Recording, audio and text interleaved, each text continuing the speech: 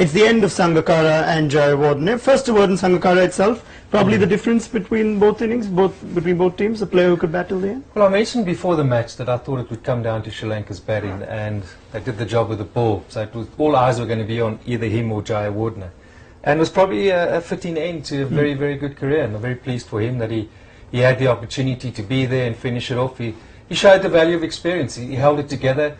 You felt at times India could have got back in the match, but he was supported with one or two boundaries around him, which just kept the pressure at bay and which allowed him to play his game.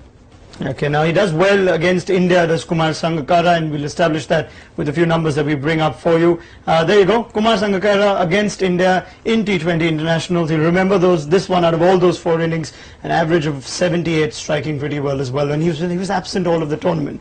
Martin Sangakkara and Jayawardene will still play other formats, but what if Sri Lanka lost now that they'll not see them again in T20 internationals?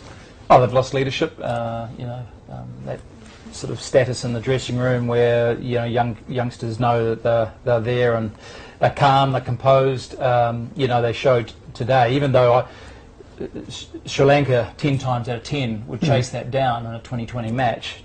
Today, because it was a final and they hadn't won for 18 years, there was a little moment, but Sangakkara saw it through. I thought Jaya wouldn't have played nicely too. So they're going to lose, just 2 legends of the game, but they're still going to hang around for the better format. But if we have to talk about Dale Steyn, Darryl, and those are the figures he ends with. 4 overs, 4 for 17. You could tell from the figures itself as to why it's match winning.